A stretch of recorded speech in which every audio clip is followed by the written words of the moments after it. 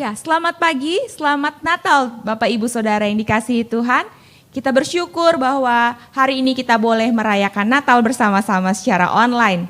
Ya, boleh berikan senyuman yang terbaik kepada keluarga kita di rumah, kepada ayah, ibu, kakak dan adiknya. Ucapkan selamat Natal, ya berikan senyum dan sukacita buat Tuhan.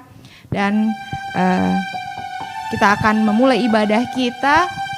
Bapak Ibu Saudara, berapa banyak di antara kita yang sudah merayakan Natal lebih dari 10 kali atau 20 kali?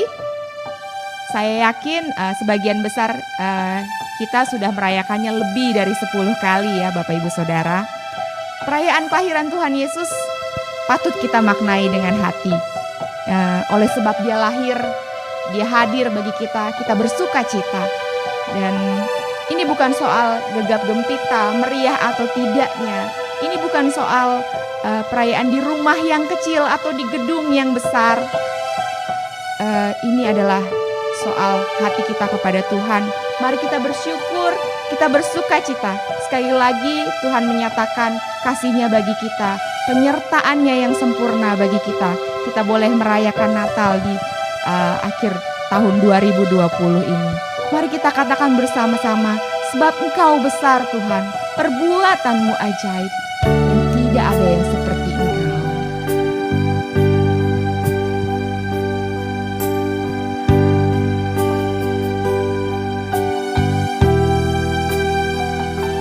Tidak ada yang seperti Tuhan, yang sudah mengerjakan segala kebaikan-Nya sepanjang tahun ini. Katakan sebab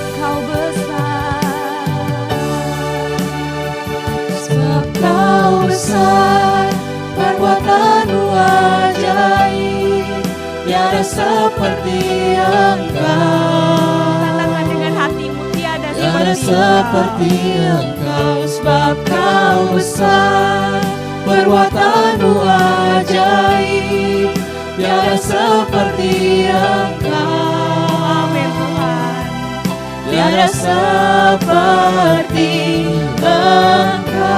Lebih sungguh lagi katakan sebab Engkau besar Tuhan.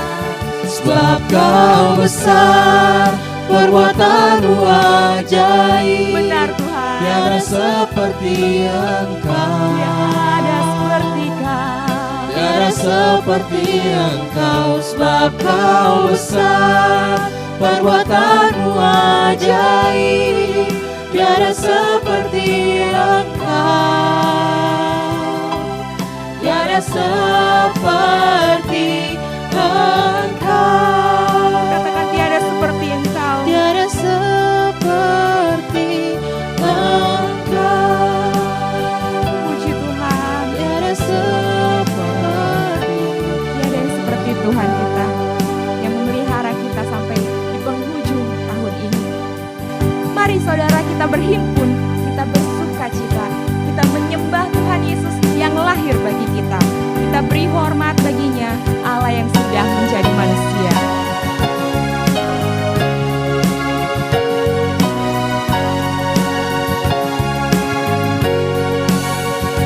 Hai, mari berhimpun dan bersukaria. Marilah bersama ke Betlehem.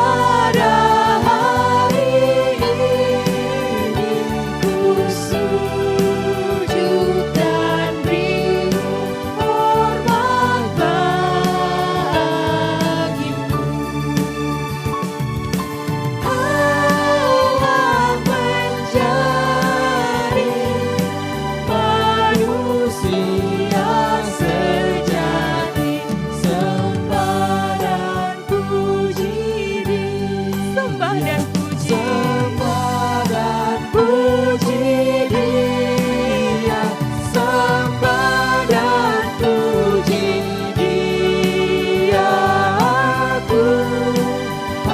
Katakan dengan hatimu, sembah dan puji Dia.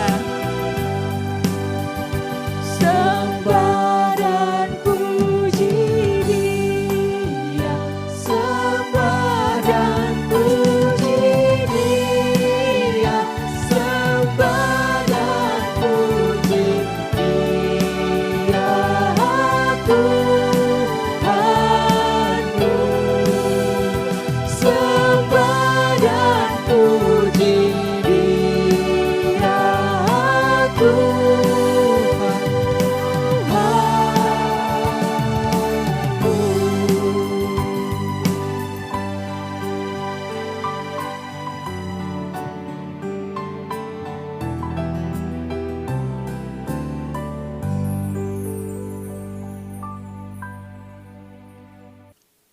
Ibadah perayaan Natal pada hari ini, kita mulai dengan pengakuan bahwa pertolongan kita adalah di dalam nama Tuhan, Sang Pencipta langit, bumi, dan segala isinya, yang dalam kasih dan kesetiaannya tidak pernah meninggalkan perbuatan tangannya.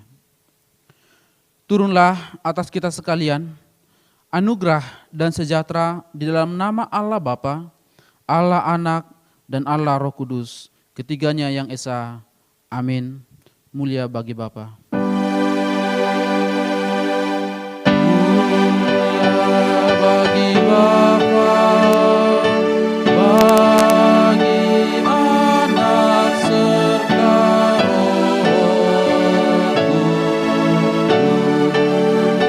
dari permulaannya, sekarang dan akan jadi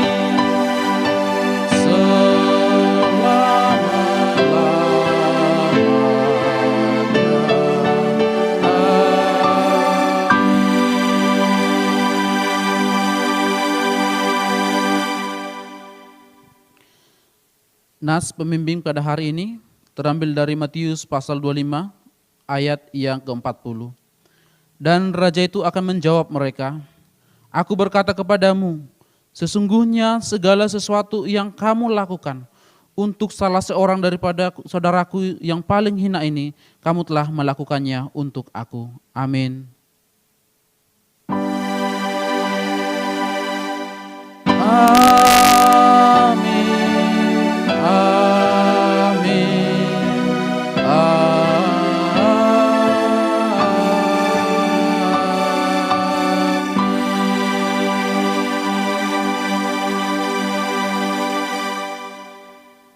Silakan duduk, selamat beribadah, Tuhan Yesus memberkati.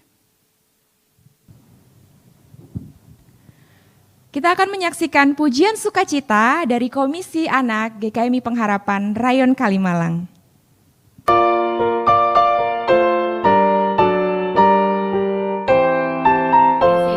Mari datang kepadanya.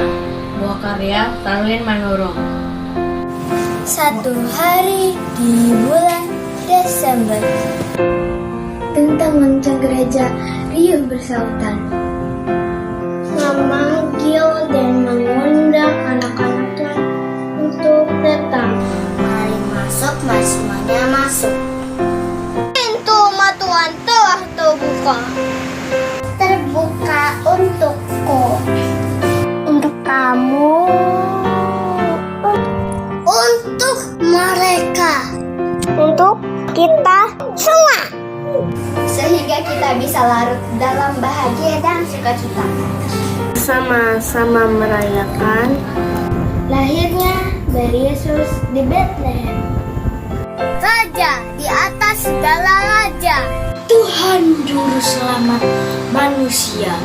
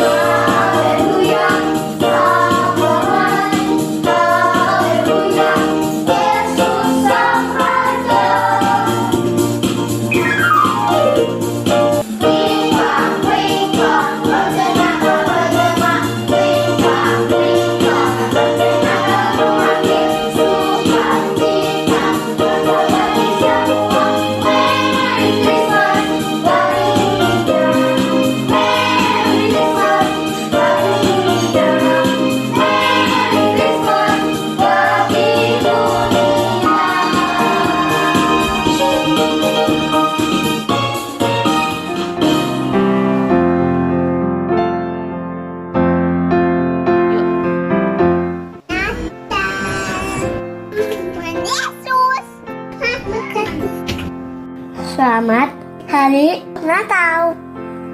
I love you. Mwah.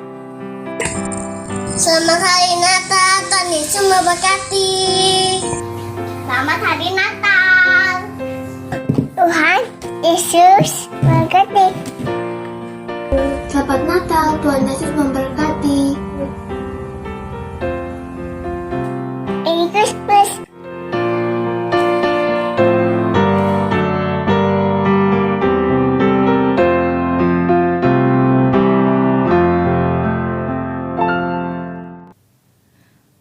Puji Tuhan Bapak Ibu Saudara bahwa ketika kita melihat sukacita anak-anak kita di dalam menyambut Natal, biarlah itu menjadi semangat kita juga untuk memperbaharui hati kita di dalam Dia.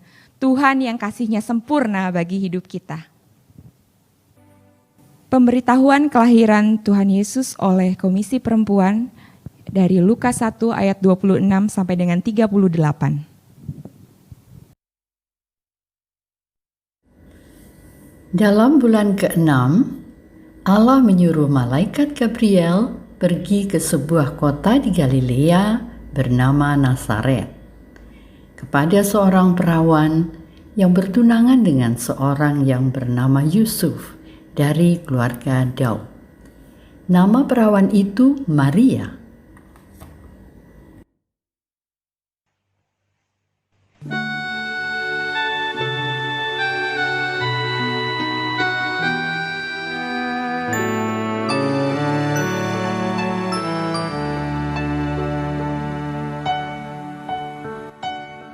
Salam, hai engkau yang dikaruniai, Tuhan menyertai engkau. Maria terkejut mendengar perkataan itu, lalu bertanya di dalam hatinya, apakah arti salam itu? Jangan takut, hai Maria, sebab engkau beroleh kasih karunia di hadapan Allah. Sesungguhnya engkau akan mengandung dan akan melahirkan seorang anak laki-laki, dan hendaklah engkau menamai dia Yesus. Ia akan menjadi besar dan akan disebut anak Allah yang Maha Tinggi. Dan Tuhan Allah akan mengaruniakan kepadanya tahta Daud, bapa leluhurnya. Dan ia akan menjadi raja atas kaum keturunan Yakub sampai selama-lamanya, dan kerajaannya tidak akan berkesudahan. Bagaimana hal itu mungkin terjadi? Karena aku belum bersuami. Roh Kudus akan turun atasmu, dan kuasa Allah yang Maha Tinggi akan menaungi engkau. Sebab itu, anak yang akan kau lahirkan itu akan disebut kudus, anak Allah. Dan sesungguhnya Elisabet, sanakmu itu, ia pun sedang mengandung seorang anak laki-laki pada hari tuanya, dan inilah bulan yang ke-6 bagi dia yang disebut mandul itu. Sebab bagi Allah tidak ada yang mustahil. Sesungguhnya aku ini adalah hamba Tuhan. Jadilah padaku menurut perkataanmu itu. Lalu malaikat itu meninggalkan dia.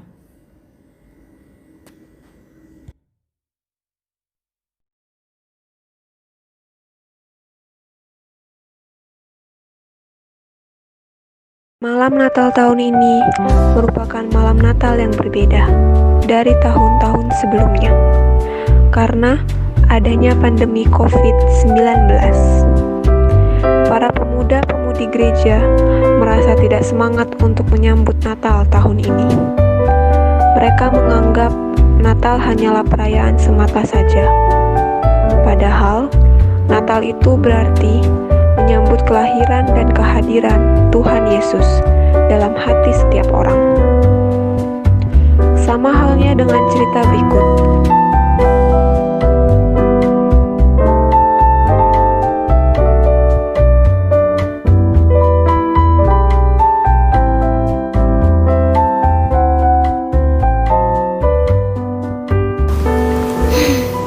jadi kangen perayaan Natal deh. Main bareng, foto-foto bareng, nge-games bareng, ketemu teman-teman. Nak, udah siap belum? Hah? Siap-siap kemana? Loh, kok kamu belum siap-siap? Kan kita mau ibadah malam Natal. Hah? Masa ibadah online sih? Nggak seru banget. Nggak mau ah, ntar nggak bisa ketemu temen-temen dong. Terus nanti aku nggak bisa foto di depan pohon Natal dong. Nggak mau apa? Jangan gitu dong, Nak. Udah yuk, siap-siap yuk sekarang. Elah, nggak mau.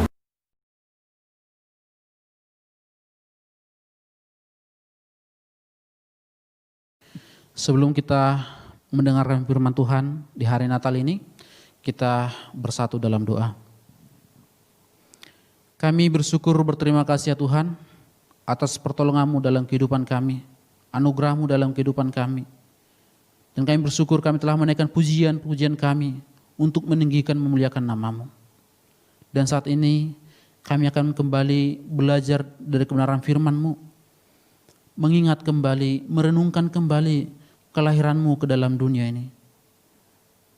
Tuhan memberkati hamba-Mu yang penuh keterbatasan ini, sehingga ketika hamba menyampaikan firman Tuhan, apapun yang hamba sampaikan, semua sesuai dan seturut dengan kehendak-Mu ya Tuhan. Tuhan pakai lidah bibir hamba-Mu untuk bisa menyampaikan firman Tuhan sesuai dengan apa yang Tuhan mau. Terima kasih Tuhan, kami telah menyiapkan hati kami untuk bersama-sama belajar dari kebenaran firman-Mu. Dalam nama Yesus kami berdoa dan kami siap mendengarkan firman-Mu. Amin. Salam Bapak Ibu Saudara-saudara yang terkasih. Selamat merayakan hari Natal untuk kita semua. Saya percaya Natal tahun ini merupakan Natal yang sungguh berkesan bagi kita. Natal yang berbeda dari tahun-tahun sebelumnya, tapi kita tetap percaya bahwa penyertaan Tuhan itu senantiasa menyertai kita hingga pada saat ini.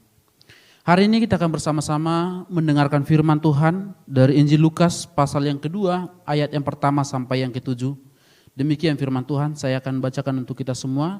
Bapak Ibu bisa membuka Alkitabnya masing-masing dan kita perhatikan dalam Lukas pasal yang kedua, ayat yang pertama sampai ayat yang ketujuh. Pada waktu itu, Kaisar Agustus mengeluarkan suatu perintah, menyuruh mendaftarkan semua orang di seluruh dunia. Inilah pendaftaran yang pertama kali diadakan sewaktu Quirinius menjadi wali negeri di Syria. Maka pergilah semua orang mendaftarkan diri, masing-masing di kotanya sendiri. Demikian juga Yusuf pergi dari kota Nazaret di Galilea ke Yudea, ke kota Daud yang bernama Betlehem. Karena ia berasal dari keluarga dan keturunan Daud, supaya didaftarkan bersama-sama dengan Maria tunangannya yang sedang mengandung. Ketika mereka di situ, tibalah waktunya bagi Maria untuk bersalin. Dan ia melahirkan seorang anak laki-laki, anaknya yang sulung, lalu dibungkusnya dengan lampin dan dibaringkannya di dalam palungan, karena tidak ada tempat bagi mereka di rumah penginapan. Saudara, di zaman sekarang ini saya sangat yakin dan sangat percaya bahwa saat ini tidak ada satu berita pun yang viral yang tidak diketahui oleh masyarakat secara umum. Berita dari semua kalangan, baik itu kalangan atas bahkan sampai kalangan yang paling bawah, begitu cepat tersebar beritanya. Baik itu berita yang baik, berita yang buruk, berita yang menyedihkan, berita yang menyenangkan. Semua kalangan bisa dengan cepat mengetahuinya. Kenapa saudara?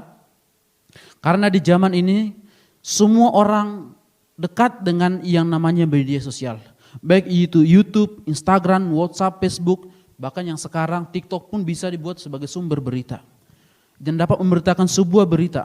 Sehingga sangat jarang ada yang terluput dari media. Terbukti saudara, beberapa waktu yang lalu kita mengetahui kelahiran cucu presiden kita. Dan kabar itu sampai ke seluruh Indonesia. Bahkan ada media-media yang khusus untuk meliputnya. Baru-baru ini juga kita melihat, menyaksikan pernikahan salah satu artis yang juga diliput oleh media. Semua berita tentang mereka cepat terliput, cepat tersebar, bahkan sampai ke pelosok negeri. Tetapi saudara, ada satu berita kelahiran yang terjadi 2000 tahun yang lalu. Di malam Natal yang pertama, sebuah kelahiran yang sangat penting untuk umat manusia. Dan kelahiran ini pun sudah dibuatkan oleh para nabi, sudah dinanti-nantikan. Tetapi tahukah saudara, kelahiran Sang Mesias yang dinanti-nantikan itu terluput. Saudara, kelahiran Kristus menjadi tanda nyata kehadiran Allah dalam kehidupan kita. Melalui kelahirannya yang membuktikan bahwa Ia adalah Allah yang hadir untuk kita umatnya. Ia membuktikan diri sebagai Mesias yang sejati, Mesias yang kita butuhkan. Tetapi bukan seperti yang diharapkan secara khusus oleh bangsa-bangsa Yahudi. Mengapa tidak seperti yang diharapkan oleh bangsa Yahudi? Saudara, bangsa Israel menanti-nantikan kehadiran seorang Mesias dengan konsep mesianik yang mereka pahami. Yang datang dalam bentuk seorang raja, dengan kemegahannya, dengan angkatan perangnya yang akan membebaskan mereka dari penjajahan bangsa Romawi pada saat itu. Mereka berpikir bahwa Mesias akan datang dengan segala kemegahannya yang akan memimpin mereka untuk menang melawan penjajahan bangsa Romawi pada saat itu.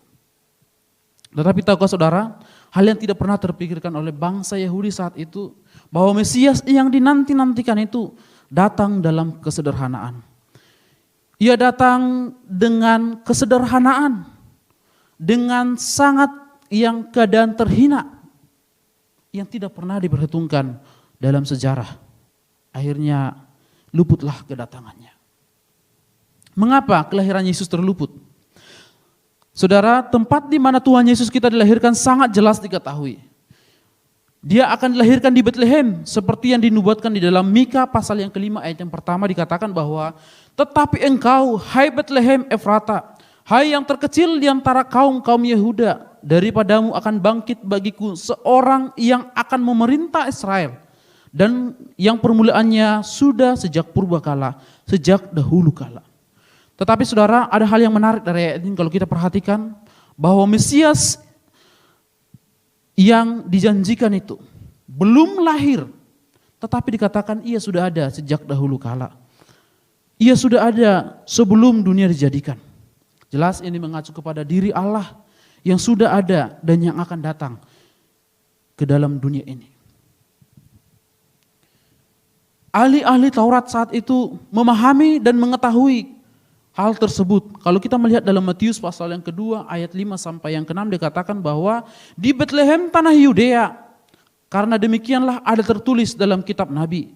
Dan engkau Betlehem tanah Yudea, Yehuda, engkau sekali-kali bukanlah yang terkecil di antara mereka yang memerintah Yehuda. Karena daripadamulah akan bangkit seorang pemimpin yang akan menggembalakan umatku Israel. Itu untuk ahli-ahli Taurat. Bahkan masyarakat secara umum pun tahu akan hal itu. Kalau kita melihat dalam Yohanes pasal yang ke-7 ayat yang ke-42. Karena kitab suci mengatakan bahwa Mesias berasal dari keturunan Daud dan dari kampung Betlehem, tempat Daud dahulu tinggal. Tempat di mana Mesias itu akan dilahirkan sangat penting. Betlehem adalah kota Daud, tempat Raja Daud dilahirkan. Dan karena itu di sana juga anak Daud harus dilahirkan. Betlehem adalah kota tempat Daud dilahirkan dalam kemiskinan, untuk menjadikan dia sebagai seorang gembala. Begitu juga juru selamat kita. Ketika ia merendahkan dirinya, ia memilih tempat yang sama sebagai tempat kelahirannya, yaitu tempat yang sangat sederhana. Ketika perawan Maria sedang mengandung anak itu dan sudah dekat waktunya untuk bersalin, Allah mengatur sedemikian rupa sehingga melalui perintah sang kaisar, semua warga kekaisaran Romawi harus didaftarkan, yaitu mereka harus mencatatkan nama mereka pada pejabat yang sah. Mereka harus dicatat dan didaftarkan menurut keluarga mereka. Tujuan yang utama dari pendaftaran ini adalah agar mereka membuat pengakuan bahwa kekaisaran Romawi, bahwa mereka adalah bangsa taklukan. Namun Allah memiliki tujuan lain dalam hal ini. Seluruh dunia disibukkan oleh pendaftaran ini. Semua orang dari kota berkumpul datang ke desa untuk mengikuti pendaftaran tersebut. Kalau kita bisa gambarkan saudara, hal ini mungkin bisa terjadi seperti yang terjadi di bangsa kita. Kalau ada mudik lebaran atau mudik pada saat Natal, semua orang dari kota berbondong-bondong pergi ke daerah mereka masing-masing. Semua tempat penginapan penuh. Semua tempat penginapan, hotel-hotel semua penuh. Dikunjungi oleh para pengunjung yang datang dari berbagai daerah. Semua orang sibuk dengan keramaiannya. Semua orang sibuk dengan keadaannya. Mungkin ada yang membuat acara-acara tertentu. Orang-orang yang sudah lama tidak bertemu akhirnya bertemu pada saat itu. Mereka menggunakan momen tersebut untuk bercerita, untuk menceritakan bagaimana keadaan mereka, untuk membicarakan bagaimana keadaan mereka. Tetapi di saat yang bersamaan, ada golongan, kalau kita nanti melihat di ayat yang ke-8 sampai selanjutnya, ada golongan, yaitu para gembala yang mereka tetap harus menggembalakan kambing domba mereka. Mereka tidak ikut dalam keramaian tersebut. Mereka tidak ikut menikmati hal-hal yang terjadi dalam kejadian tersebut. Mereka dianggap sebagai kaum marginal yang tidak mungkin bergaul dengan kalangan-kalangan atas yang datang pada saat itu. Pendaftaran ini mengharuskan Yusuf dan Maria berangkat dari kota Nazaret di Galilea menuju Bethlehem di Yudea. Karena mereka berasal dari keluarga keturunan Daud. Kalau kita melihat di ayat yang 4 sampai yang ke-5 tadi dikatakan, demikian juga Yusuf pergi dari kota Nazaret di Galilea ke Yudea, ke kota Daud yang bernama Bethlehem, karena ia berasal dari keluarga dan keturunan Daud, supaya didaftarkan bersama-sama dengan Maria tunangannya yang sedang mengandung. Tetapi tahukah saudara, tidak ada satupun tempat penginapan yang mau menerima mereka. Saya bisa membayangkan perjalanan yang begitu jauh yang mereka tempuh. Maria yang sudah hamil tua, yang masih remaja, harus menempuh perjalanan yang sangat jauh. Tiba di kota tempat mereka, tujuan mereka, tidak ada tempat penginapan bagi mereka. Ada kemungkinan mereka tidak mendapatkan tempat karena mereka terlambat datang. Kita bisa berpikir bagaimana Maria yang sudah hamil tua, Yusuf mendampingi dia dengan perjalanan yang sangat jauh sehingga mereka terlambat tiba dan semua penginapan penuh. Atau karena mungkin pemilik penginapan melihat, wow, ini terlihat tidak layak. Seorang perempuan remaja muda yang sedang hamil dengan pakaian yang lusuh, lemah dan miskin. Mungkin mereka melihat dari ujung kepala sampai ujung kaki. Lalu mereka berkata, tidak ada tempat bagi kalian. Maria mungkin mencoba dengan kata yang terbata-bata, Tuhan tolong sediakan tempat bagiku. Tuhan tolong sediakan tempat bagi kami. Tapi lagi-lagi tidak ada tempat yang tersedia bagi mereka. Atau bahkan bukan untuk mereka, bagi Maria yang sedang hamil tua untuk tempat melahirkan. Lagi-lagi tidak ada tempat bagi mereka. Tidak ada yang mau menerima mereka. Saya bisa membayangkan bagaimana putus asanya Maria pada saat itu. Ia sudah dalam perjalanan yang jauh dengan keadaan hamil tua. Tetapi ternyata ketika tiba di tempat tujuan tidak ada tempat bagi mereka. Tidak ada tempat bagi Maria untuk melahirkan. Bisa saja dalam hati Maria berkata, Tuhan, bayi dalam kandunganku, bukan bayiku dengan suamiku. Tapi anak yang kau karuniakan. Kenapa tidak engkau menyediakan tempat? Tapi itulah jalan Tuhan. Itulah sejarah yang dituliskan. Bagaimana Maria melahirkan di tempat yang hina. Kristus itu lahir di tempat yang hina. Yang hanya beralaskan kain lampin. Saudara, kalau kita bisa membayangkan, tiba-tiba ada seorang yang datang ke tempat kita ingin menginap di rumah kita. Datang dari perjalanan yang jauh dari sebuah tempat ke tempat kita. Kita melihat tiba-tiba ia datang ke rumah kita, mengetok pintu rumah kita. Lalu kita membuka pintu, kita melihat ada seorang tua yang sudah rentan, berpakaian compang-camping. Terlihat sudah lama tidak makan. Tua, miskin. Kita melihat dari ujung kepala sampai ujung kaki, kita melihat lelaki ini, orang tua ini, lelaki yang sangat-sangat malang.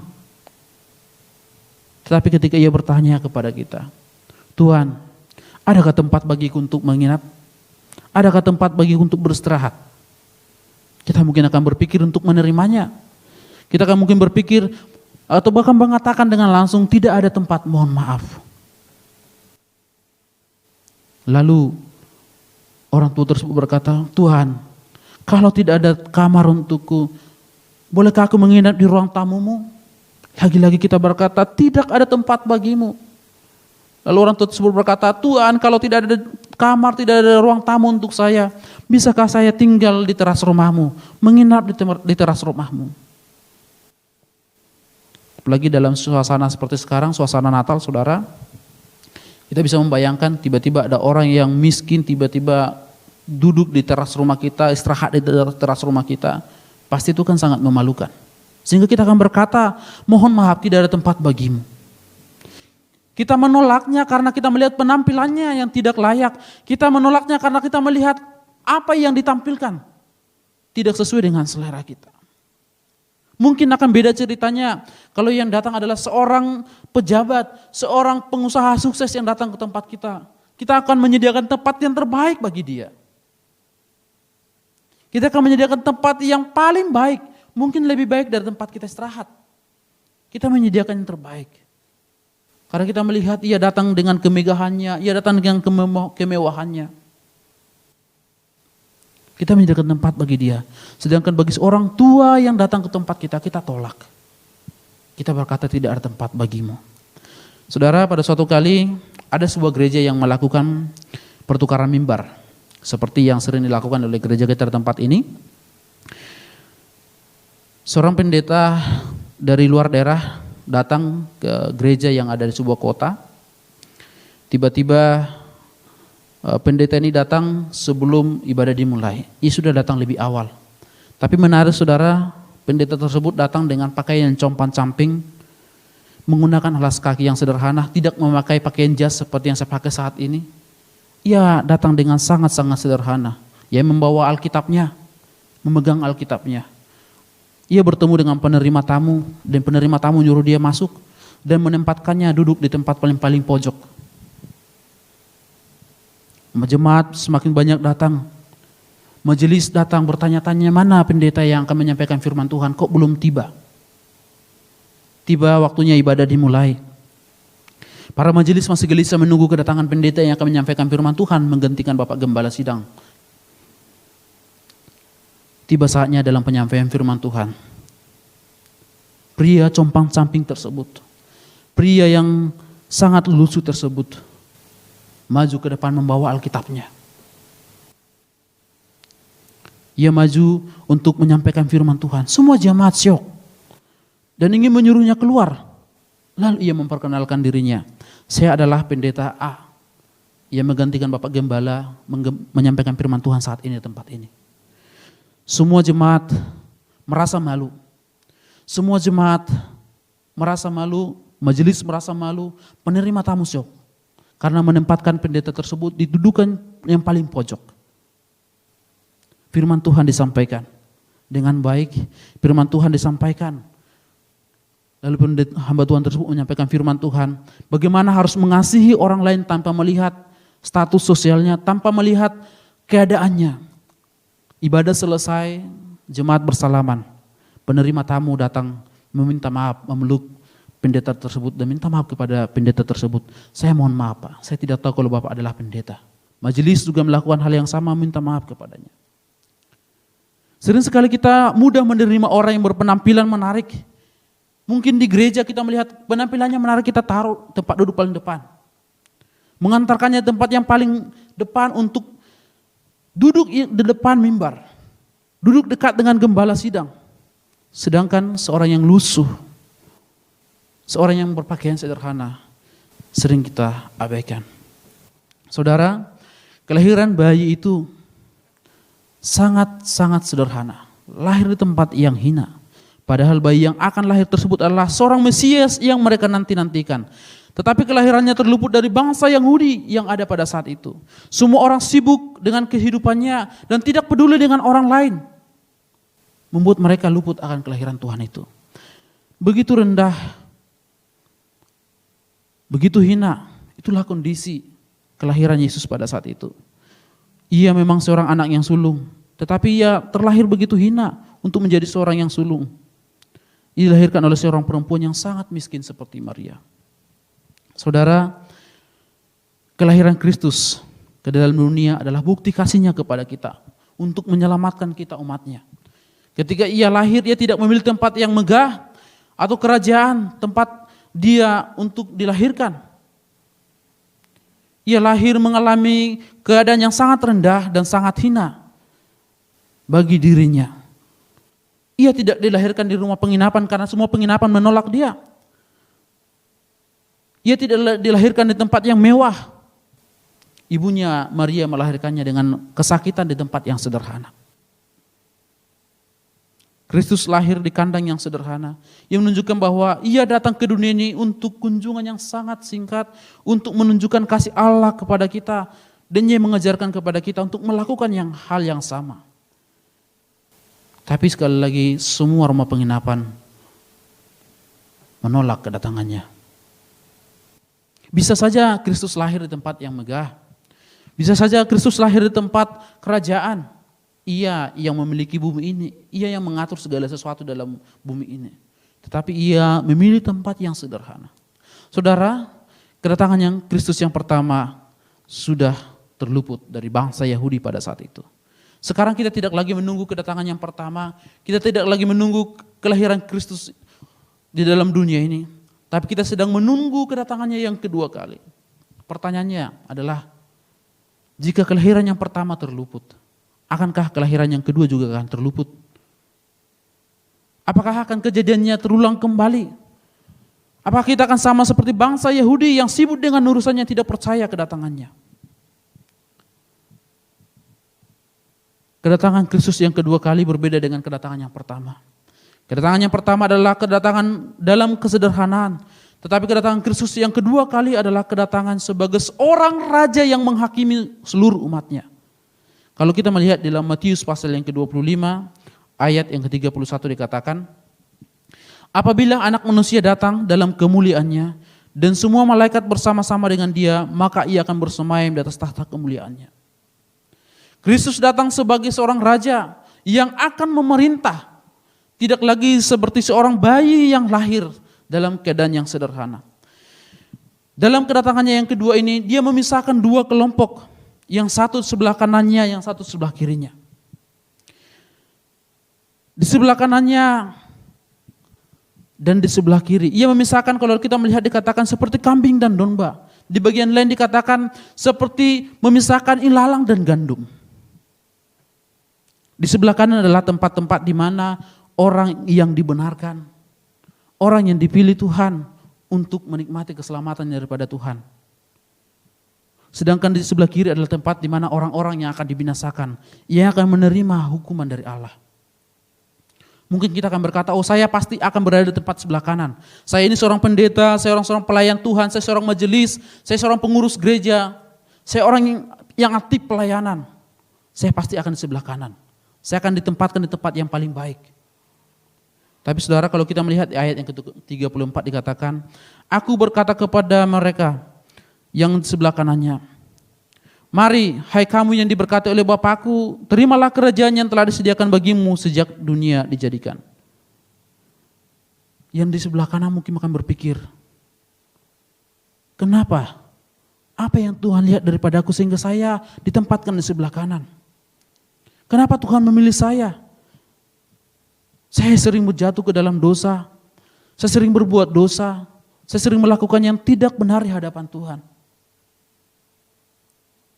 Bukankah orang yang sebelah kiri adalah seorang pendeta, seorang gembala, seorang pelayan Tuhan yang aktif di gereja?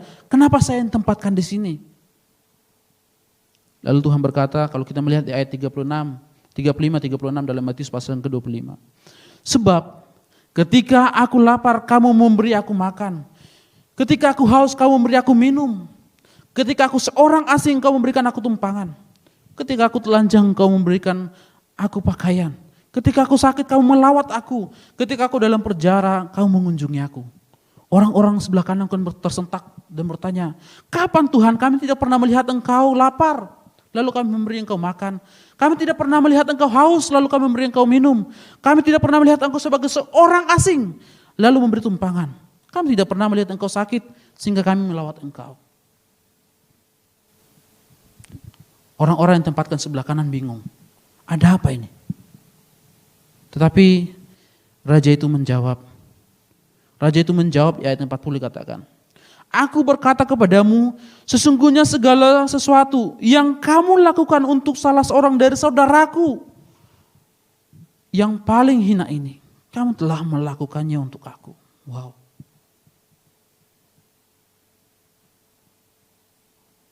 Di sisi lain untuk orang yang sebelah kirinya,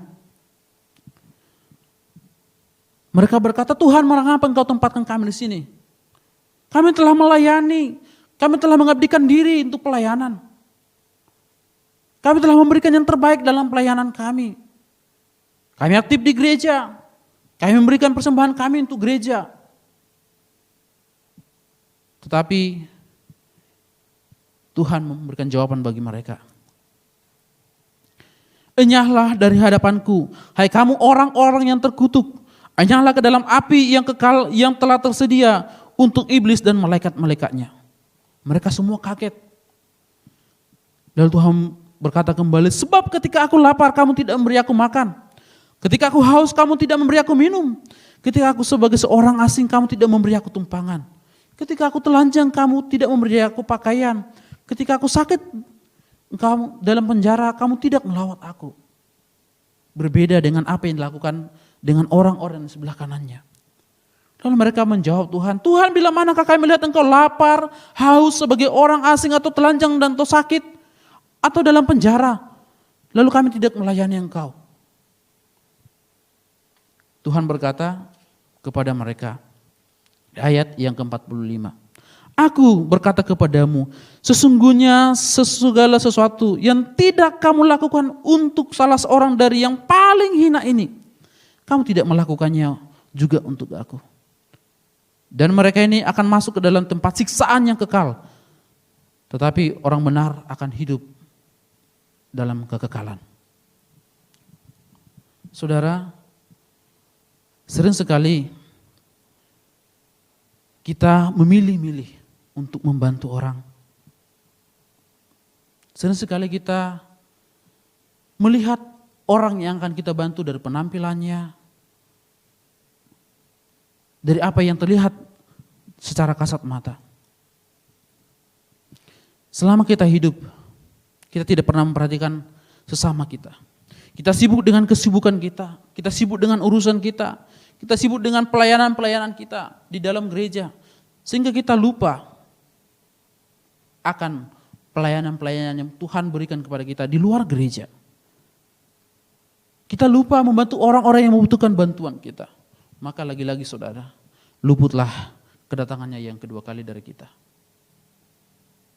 Di tengah pandemi yang sudah lama kita alami ini, kurang lebih 1 tahun kita mengalami pandemi ini, bekerja, beraktivitas di tengah pandemi ini. Pernahkah kita hadir untuk menolong orang-orang di sekitar kita? Pernahkah kita menolong orang-orang yang hina, yang mungkin Tuhan titipkan untuk kita tolong? Tapi kita mengabaikannya. Sama seperti kita mengabaikan orang yang datang ke rumah kita tadi. Sama seperti bangsa Yahudi yang mengabaikan kelahiran Kristus itu. Sama seperti pemilik penginapan yang mengabaikan kelahiran Kristus itu. Mari kita coba berpikir sejenak. Apakah selama ini Tuhan sudah kirimkan orang untuk kita tolong, tapi kita tidak menolongnya?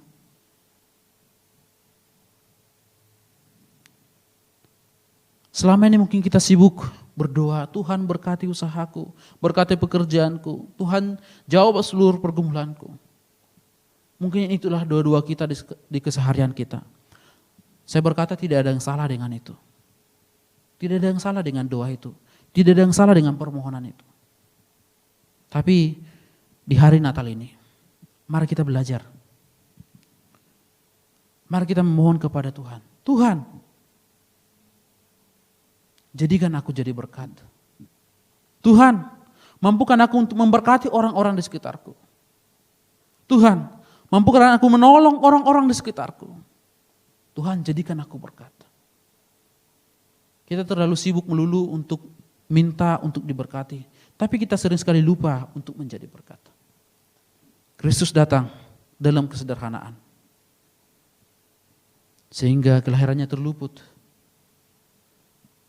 Lagi-lagi, kalau kita melihat perumpamaan yang sudah kita bacakan tadi, kedatangan yang kedua kali, ia memberikan perumpamaan bahwa ketika kita menolong seorang saudara kita yang paling hina, yang Tuhan titipkan bagi kita, kita telah melakukannya untuk Kristus. Jika Kristus sudah lahir di hati kita, jika Kristus sudah hadir dalam hidup kita, maka saya percaya kita tidak akan terlalu sibuk pelayanan di gereja, tapi mengabaikan orang-orang di sekitar kita. Kita tidak lagi terlalu sibuk dalam pelayanan-pelayanan yang formal, mengabaikan orang-orang yang membutuhkan pertolongan kita. Tetapi mari kita hadir, belajar untuk aktif terus melayani Tuhan, baik di gereja, baik di kalangan masyarakat. Tuhan memanggil kita untuk menjadi garam dan terang. Tuhan menempatkan kita untuk menolong orang-orang di sekitar kita, menjadi berkat bagi orang-orang di sekitar kita. Karena itu saudara-saudara, di hari Natal ini kita mau diajarkan untuk mengaplikasikan firman Tuhan dalam kehidupan kita. Kristus telah rela menjadi manusia hanya untuk menolong kita, orang-orang berdosa. Karena itu kita sebagai umat tebusan Tuhan, jika kita merasa Kristus sudah hadir dalam hidup kita, Kristus sudah ada dalam hati kita, kita sudah bertahun-tahun menjadi orang Kristen. Di hari Natal ini, mari kita belajar, mari kita memahami bahwa Kristus hadir dalam hatiku, memampukan aku untuk menolong orang-orang di sekitarku, tanpa memandang status sosialnya, tanpa memandang bagaimana keadaannya. Sebagai penutup, mari kita mencoba berpikir sejenak, merenungkan selama kurang lebih 1 tahun yang sudah kita lalui. Ada berapa banyak orang yang Tuhan kirimkan bagi kita untuk kita tolong? Ada berapa banyak orang yang Tuhan kirimkan untuk kita jadi saluran berkat? Seberapa banyak kita mengabaikan orang untuk menolong orang lain? Seberapa banyak kita mengabaikan untuk menolong mereka yang paling hina itu? Sadarkah kita bahwa apa yang kita miliki saat ini adalah pemberian dari Tuhan? Yang Tuhan mau kita juga gunakan untuk memberkati orang-orang di sekitar kita. Demikian firman Tuhan pagi hari ini. Mari kita bersama-sama nundukkan kepala kita. Kita merenung kembali kebaikan Tuhan yang sudah kita rasakan sepanjang tahun ini. Pertolongan Tuhan yang sudah kita rasakan sepanjang tahun ini. Tuhan memberkati kita. Tuhan memberkati pekerjaan kita, pendidikan kita, keluarga kita Tuhan berkati. Untuk itu mari kita hadir untuk juga menjadi berkat bagi orang-orang di sekitar kita. Tuhan memanggil kita untuk menolong mereka, memberkati mereka. Biarlah hidup kita menjadi garam dan terang yang memberkati banyak orang-orang di sekitar kita. Mari kita bersatu dalam doa. Kami bersyukur, berterima kasih ya Tuhan, atas kasih dan pertolongan-Mu dalam kehidupan kami. Anugerah-Mu yang begitu besar dalam kehidupan kami. Engkau telah menolong kami, menyelamatkan kami. Kami belajar dari bagian firman-Mu, kelahiran-Mu yang terluput karena kesibukan kami. Engkau akan datang kembali. Kami mau kedatangan-Mu tidak lagi terluput dalam hidup kami.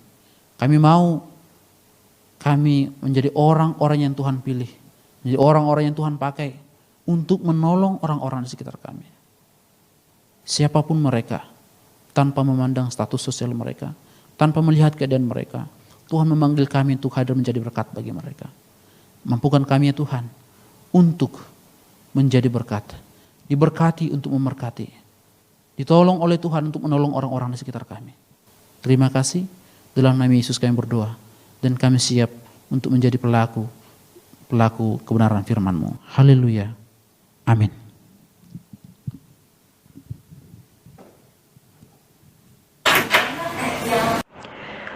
Melihat berlian seperti itu, orang tua berlian meminta tolong kepada temannya, Via, untuk menghubungi dan membujuk berlian.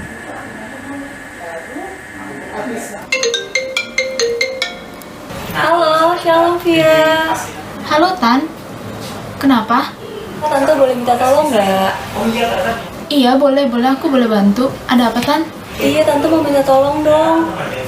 Untuk rayu berlian dong, biar dia mau ikut ibadah online malam Natal kita. Oh iya udah, nanti aku coba rayulin ya. Tolong ya Via. Lin.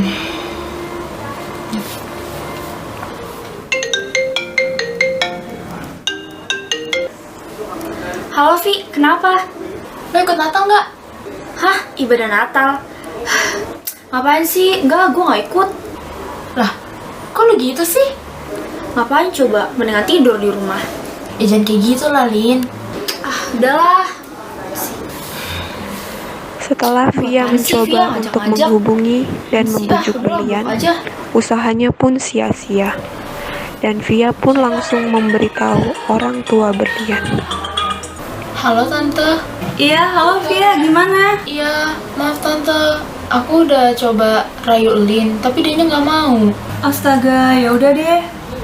Ya udah, makasih ya Via ya. Kamu selamat ibadah malam Natal ya Via. Iya Tante. Iya. Terima kasih, Tuhan berkati. Tuhan berkati juga Tante.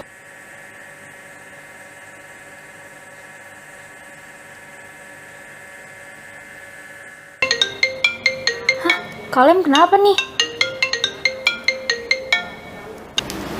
Halo Kalem. Halo, Berlian, lagi di rumah nggak?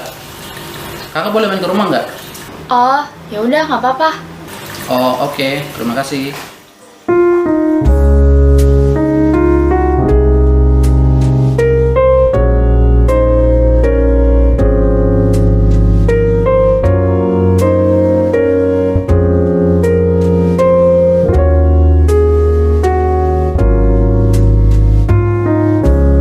Setelah ibadah selesai, Kolam Sihar dan Via berkunjung ke rumah berlian. Kabar lu, Lin? Sampai di blok gitu gue. Masa sih? Gimana tadi ibadahnya? Saya nggak ibadah, Kak. Lo kenapa? Kok nggak ibadah? Soalnya Natal tahun ini nggak seru, Kak. Masa ibadahnya online sih? Pokoknya nggak banget deh. Walah, itu tuh alasannya sampai ngikut ibadah online. Ya gitu deh, Kak. Jadi Natal itu bukan hanya soal foto-foto, makan-makan, tapi Natal itu bicara tentang kehadiran Tuhan dalam hati kita. Meskipun tahun ini tidak ada perayaan yang meriah seperti biasanya, tapi makna Natal dan penyertaan Tuhan itu senantiasa dalam kehidupan kita. Allah itu kan Immanuel, jadi kita tuh harus tetap bersyukur ya. Oh, gitu ya, Kak. Ya, Lin, kita tuh harus bersyukur walaupun kita nggak bisa Natalan di gereja, tapi kan kita masih dikasih perangkat sama Tuhan buat ibadah online. Masih dikasih kesempatan untuk hidup dan menikmati berkat Tuhan. Luar biasa kan penyertaan Tuhan itu. Jadi kita jangan sia-siakan peran Tuhan lah. Yaudah deh, besok jadinya aku bakal ikut ibadah Natal online. Puji Tuhan. Lin, coba deh lu dengerin lagu yang ini yang kemarin kita buat.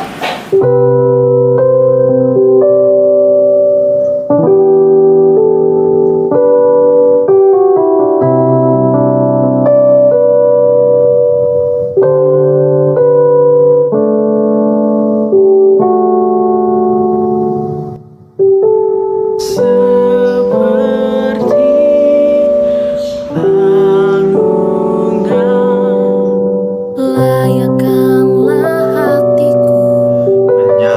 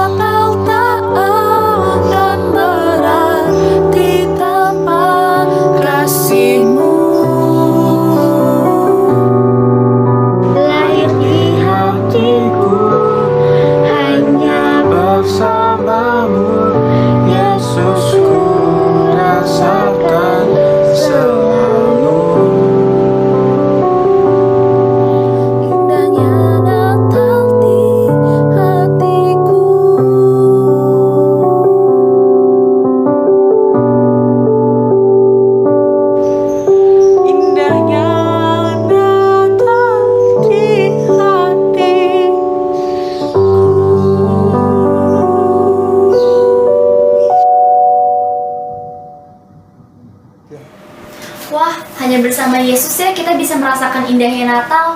Ya Lin, besok jangan lupa ikut ibadah ya. Nanti kita ibadah jam 8. Setelah berbincang-bincang, Kalam Sihar, Via, dan Brilian berdoa.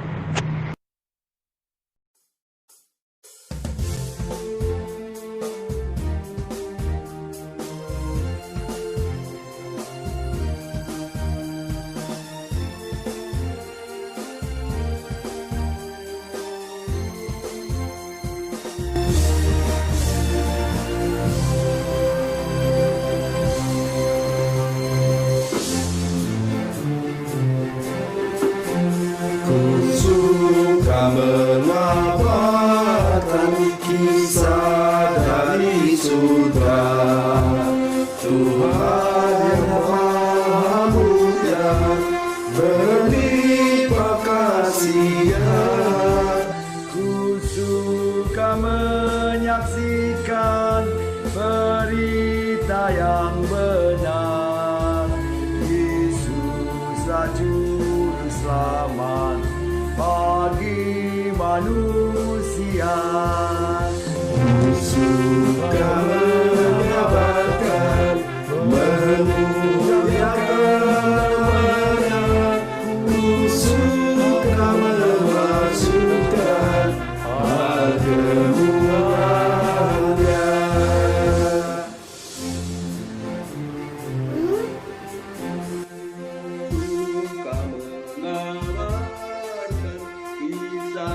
Yang terindah dari segala harta yang dunia miliki. Ku suka mengabarkan banyak yang mendengar berita keselamatan, pengampunan dosa.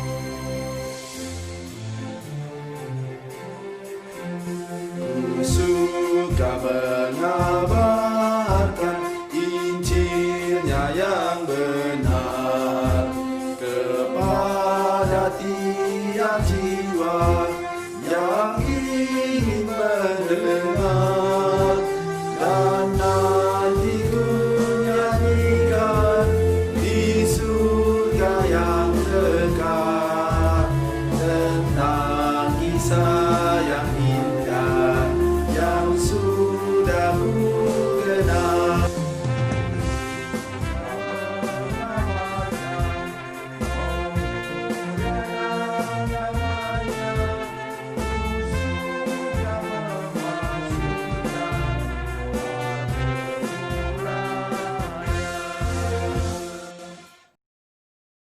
Pujian yang luar biasa dari Komisi Bapa yang sudah kita saksikan bersama. Ku suka mengabarkan. Biarlah setiap kita menjadi orang yang suka mengabarkan berita keselamatan dan kemurahan Tuhan. Tuhan yang sudah turun ke dunia, lahir dan menjadi juru selamat bagi umat manusia. Amin.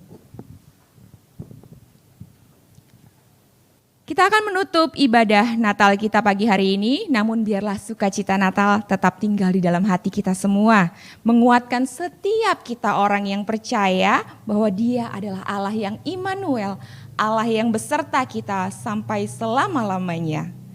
Biarlah hati kita terus bernyanyi dan memuliakan Tuhan, sebagaimana orang dari berbagai pulau dan benua memuji Tuhan. Sebab Dia layak dan sebab Dia besar, dan Dia adalah penebus kita. Mari kita bangkit berdiri, kita nyanyikan pujian dari pulau dan benua.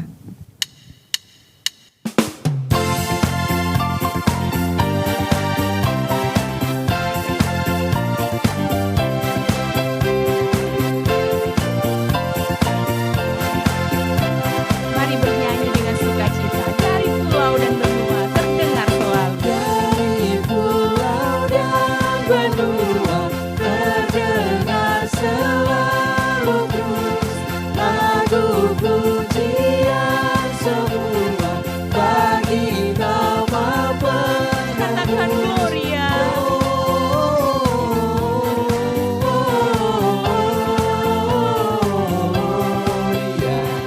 Muliakan Tuhan.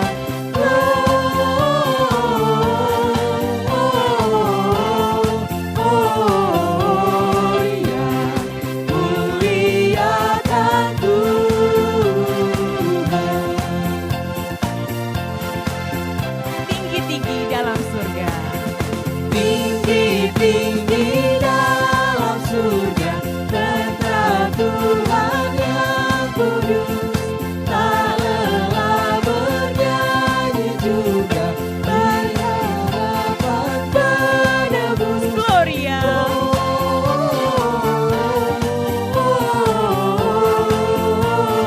Gloria, muliakan Tuhan.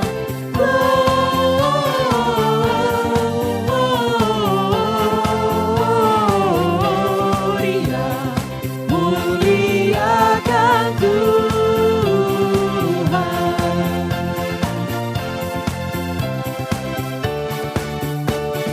Tentara yang Tuhan punya, tinggikan panglimanya. Pujian surga dan dunia sama diterimanya. Gloria, angkat tanganmu. Haleluya. Gloria, muliakan Tuhan. Gloria,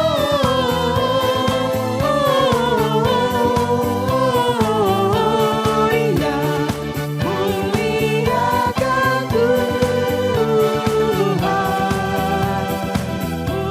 Muliakan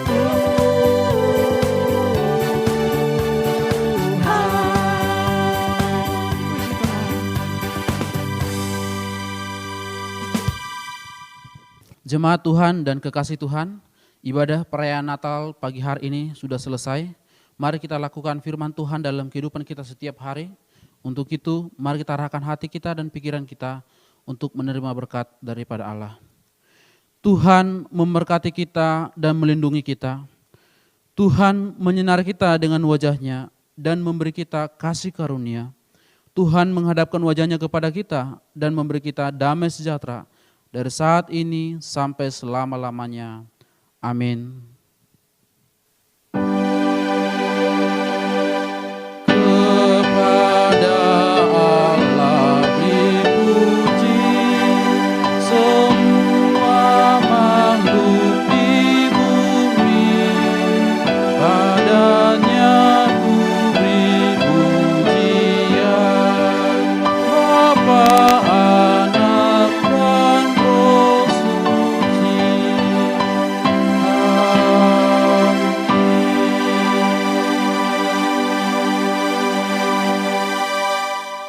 Silakan duduk, mengambil sikap saat teduh sejenak.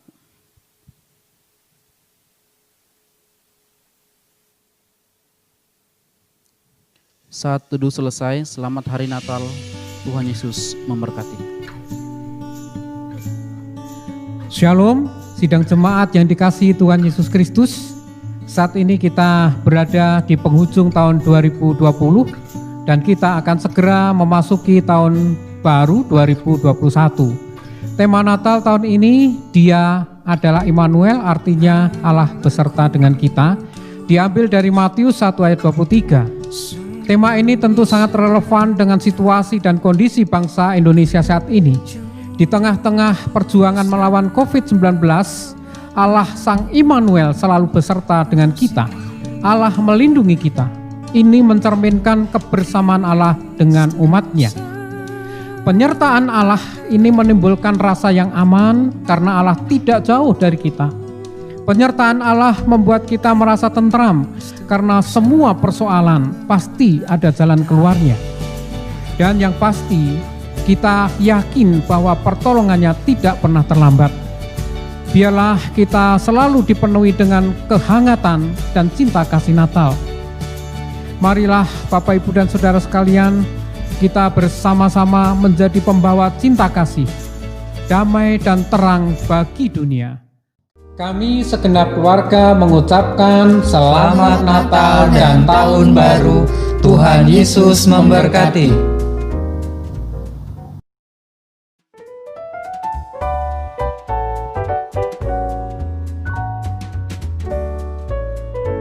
Selamat pagi, jemaat yang dikasihi Tuhan. Kita semuanya bersyukur bahwa pagi hari ini kita dapat merayakan Natal, walaupun kita berada di rumah masing-masing. Kita bersyukur tadi kita melihat ada komisi-komisi yang sudah mengisi acara untuk memuliakan Tuhan. Dan itu adalah hal-hal yang kita syukuri karena komisi-komisi dengan antusias, dengan semangat ingin merayakan Natal.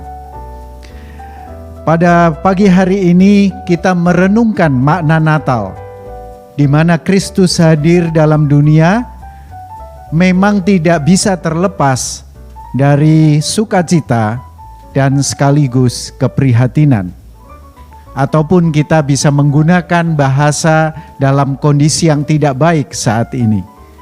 Kehadiran Kristus tidak menghapus keprihatinan dalam hidup kita sebagai umatnya. Tetapi di tengah kondisi apapun, Dia, Kristus, memberikan sukacita dan kekuatan untuk menghadapi kondisi yang tidak baik sekalipun. Jemaat yang dikasihi Tuhan, Natal kali ini tahun 2020 kita rayakan dengan suasana dan cara berbeda karena pandemi virus COVID ini. Saya mengimani bahwa dalam kondisi saat ini Allah dalam Kristus hadir dan Dia tetap menopang kita sekalian yang beriman kepadanya. Kita tidak perlu mengeluh atau kecewa karena merasa kita merayakan Natal tidak seperti biasanya, seperti tahun-tahun sebelumnya. Tetapi hakikat Natal, Dia adalah Immanuel. Dia mengangkat kita, siapapun kita, dan bagaimanapun kondisi kita saat ini, Tuhan beserta kita. Mari, jemaat yang dikasihi Tuhan, dalam situasi tahun 2021 nanti, kita juga tidak tahu bagaimana kondisi pandemi ini. Tetapi sebagaimana himbauan Pak Gembala juga yang disampaikan melalui khotbah-khotbah minggu, diharapkan kalau kita belum bisa berkumpul bersama-sama, tetapi mari kita tetap setia beribadah. Kita tetap setia mengikuti persekutuan-persekutuan dalam bentuk online, supaya iman kita, persekutuan kita tetap hangat, tetap hidup.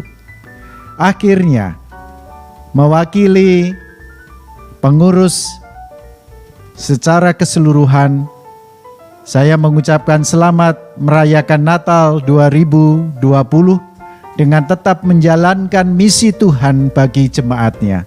Dan Natal kiranya memberikan inspirasi kepada kita semua untuk saling mendukung, saling menguatkan di antara jemaat, sekaligus menjadi saluran berkat bagi orang-orang di sekitar kita.